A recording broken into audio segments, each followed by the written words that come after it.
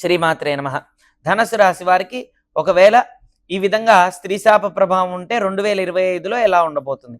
2025లో సహజంగా ధనస్సు రాశిలో పుట్టిన వాళ్ళందరికీ ఉంటుందంటే 100కి 100% ఉండదు. ఒకరికో ఇద్దరికో ఆ శాప ప్రభావం ఉంటుంది. ఆ శాప ప్రభావం ఉన్నప్పుడు జాతకంలో మన గ్రహస్థితులు బాగున్నాయని తెలియజేసినా, ఏవండి మాకు బాగుండట్లేదని చాలామంది అంటూ ఉంటారు. కొంతమంది స్వామి మాకు మంచి జరిగిందంటారు. ఒకవేళ మన జాతకంలో గ్రహస్థితులు కనుక బాలేనప్పుడు, మనకి శాప ప్రభావం ఉన్నప్పుడు ఈ విధంగా ఉండబోతుందనమాట. ఈ స్థితిలో మనకు గనక ఈ ప్రభావం ఉంటే గనక ఈ విధంగా ఉంటుంది. ప్రప్రథమైన ప్రభావం చూసుకుంటే గనక వంశశాపము, అదేవిధంగా భ్రూణ హత్యా దోషము అంటారనమాట. ఈ భ్రూణ హత్యా దోషం వంశశాపానికి సంబంధించింది. అదేవిధంగా అంగవైకల్యం, మనోవైకల్యంతో సంతానం కలగడం, ఇవన్నీ కూడా జరగడం ఖచ్చితంగా జరుగుతుందనమాట. మనం గమనిస్తే ఈ శాపం దేనివల్ల వస్తుంది అంటే భ్రూణ హత్యా దోషము అంటారు.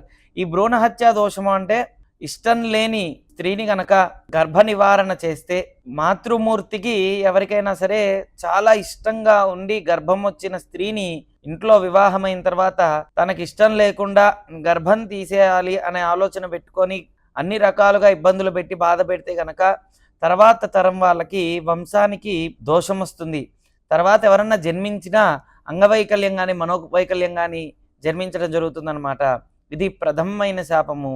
వంశశాపము, శల్యశాపం అని కూడా చెప్తూ ఉంటారనమాట. రెండో చూసుకుంటే కర్మశాపము, అదేవిధంగా భోగదోషము, అదేవిధంగా పరమార్థిక శాపము, ఈ 4 ఉంటాయి. రెండో చూసుకుంటే గనక కర్మశాపము, నమ్మించి ఎవరినైనా సరే అక్క, చెల్లి, అదేవిధంగా పిన్ని ఇలా ఎవరైతే ఉంటారో స్త్రీ వర్గానికి సంబంధించిన వారు, మాతృవర్గానికైనా సరే ఎవరినైనా స్త్రీ సంబంధించిన వ్యక్తుల్ని నమ్మించి ధనపరంగా బాగా ఇస్తానని చెప్పి మోసం చేస్తే అది కర్మ ఫలితం. కాబట్టి ఈ కర్మ శాప ప్రభావం చేత వ్యక్తికి దంపతుల మధ్య సఖ్యత ఉండదు, ఇంట్లో గొడవలు అవుతూ ఉంటాయి, ప్రేమ ఆప్యాయతకి లోనవుతూ ఉంటాడు, గొడవలు అవుతూ ఉంటాయి అన్నమాట.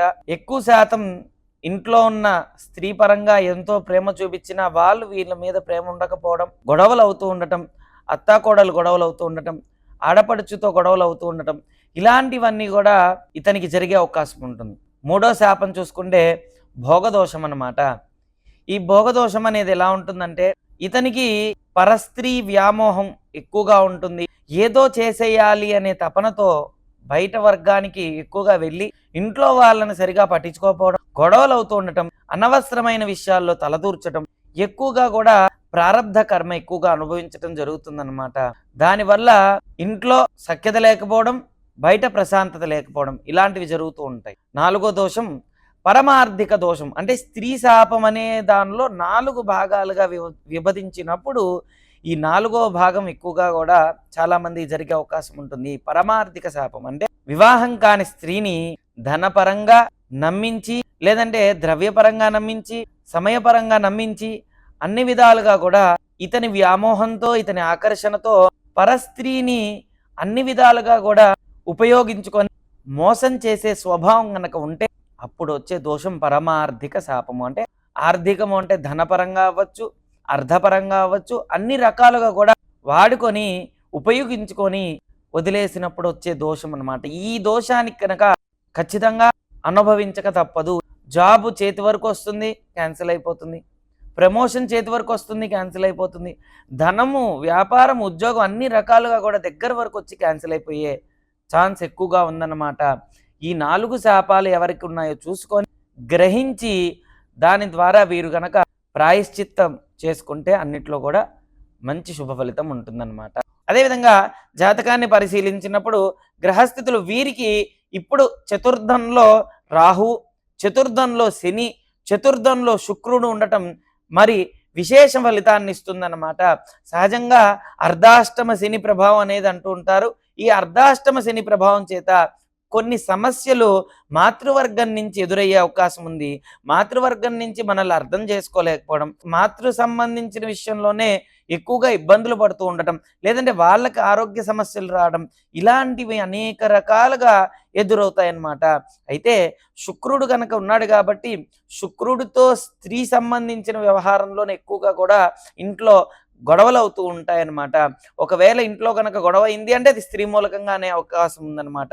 ధనుసు రాశిలో జన్మించిన వారు ఇప్పుడు ప్రత్యేకించి ఇంట్లో స్త్రీ సంబంధించిన అంటే భార్య సంబంధించింది, మాతృ సంబంధించిన ఇద్దరు గొడవలు పడుతూ ఉండటం, లేదంటే అత్తాకోడలు గొడవలు అవుతూ ఉంటే ఆడపడుచుకి సంబంధించిన వ్యవహారంలో కూడా గొడవలు అయ్యే అవకాశం ఉంది. అంటే ఏదైనా సరే ఇప్పుడు స్త్రీ సంబంధమైన వర్గం నుంచి ఎక్కువగా గొడవలు అవుతాయి. అది కూడా మాతృవర్గం నుంచి ఎక్కువగా గొడవలు అయ్యే అవకాశం ఉంది. కాబట్టి ఆచితూచి అడుగు వేయడం మంచిది. మౌనంగా ఉంటే మంచిది. స్థిరత్వంగా గొడవలు పడుతూ ఉంటారు. అంటే మాతృవర్గానికి చాలా దూరంగా ఉండాల్సి వస్తుందన్నమాట. వాళ్ళ జీవించడం ఎక్కడో, వీళ్ళ ఉద్యోగం, వ్యాపారం ఎక్కడో ఉంటుంది. చాలా ఇబ్బందులు పడే అవకాశం ఉంటుంది. అదేవిధంగా ఇప్పుడు జాతక పరంగా చూసుకుంటే కనుక ఏప్రిల్, మే, జూన్, జూలై ఈ 4 నెలలు కూడా ఎక్కువ శాతం అనవసరమైన వాదనలు, అనవసరమైన గొడవలు, ఎందుకు గొడవ పడుతున్నావో తెలియదు కానీ గొడవలు పడుతూ ఉండడం, గొడవ పడిన దానికి అసలు వీరు ఎందుకు గొడవ పడుతున్నారో కూడా అర్థం లేకుండా అనవసరమైన విషయంలోనే ఎక్కువగా కూడా చర్చలు ఎక్కువ పెట్టడం, అనవసరమైన మార్పులు, తీర్పులు ఎక్కువగా చేయటం, మనమే గొప్ప అనుకోవడం, ఇలాంటివన్నీ అనేక సమస్యలు ఎదురవుతాయన్నమాట. చాలా జాగ్రత్తగా ఉంటే చాలా మంచిది. కర్మ ప్రభావం, భోగ ప్రభావం రెండూ కూడా ఎక్కువగా ఉండటం వల్ల అనవసరమైన విషయంలో గొడవలు ఎక్కువగా ఉంది. కాబట్టి చాలా జాగ్రత్తగా ఈ యొక్క 4 మాసాలు చాలా జాగ్రత్తగా ఉండాలన్నమాట. June, July, August, September, October ఈ మాసాలు చూసుకుంటే కనుక మరి ప్రత్యేకించి ఎవరు ఏంటి, ఎవరి స్థితి ఏంటి, ఎవరు మనవాళ్ళు, ఎవరు మనల్ని మోసం చేస్తున్నారు, మనల్ని మోసం చేయడం వల్ల మనకేం జరుగుతుంది, మనం ఎప్పటి నుంచి మోసపోతూ ఉన్నాము అనేవన్నీ కూడా ఒక క్లారిటీగా వచ్చే అవకాశం ఉందన్నమాట. ఏదైనా సరే సెప్టెంబర్, అక్టోబర్, నవంబర్, డిసెంబర్ నుంచి మార్పులు చెందడం వల్ల జీవితంలో అనేక రకమైన మార్పులు ఏర్పడుతూ ఉన్నాయి. కాబట్టి చాలా జాగ్రత్తగా ఆచితూచి అడుగు వేయడం మంచిదన్నమాట. ఏదైనా సరే మాతృవర్గం నుంచి ఈ యొక్క సంవత్సరంలో మరి స్త్రీ శాప ప్రభావం ఉన్నవారు ఎక్కువగా ఉంటుంది అవకాశం. మామూలుగా వాళ్ళకు కూడా ఉంటుంది, కానీ స్త్రీ శాప ప్రభావం ఉన్నవారు కొద్దిగా అధికంగా ఉంటుందన్నమాట. చాలా జాగ్రత్తగా ఆచితూచి అడుగు వేస్తే మంచిదన్నమాట. ఏదైనా సరే జాతక చక్రం వేసి గ్రహస్థితులు ఏంటి, మహర్దశ ఏంటి, అంతర్దశ ఏంటి, సూక్ష్మదశ ఏంటి, ప్రాణదశ ఏంటి, గ్రహస్థితులు ఏం తెలియజేస్తున్నాయి, గ్రహ ప్రభావాలు ఏ విధంగా ఉన్నాయి, వీరు ఏం చేసుకుంటే మంచిది, వీరికి కలిసొచ్చే అంశం ఏంటిది, వీరు కలిసొచ్చే అంశం ఏంటిది, కలిసొచ్చే గ్రహం ఏంటిది అనేది తెలుసుకొని ఆచరిస్తే అత్యద్భుతమైన దోష నివృత్తి చేసుకొని ఆ యొక్క భగవత్ ఆరాధన చేయడం వల్ల అన్ని రకాలుగా కూడా కలిసి వస్తుంది అనమాట. ఓం శ్రీ దత్తాయ నమః, శ్రీ దత్తాత్రేయాయ నమః.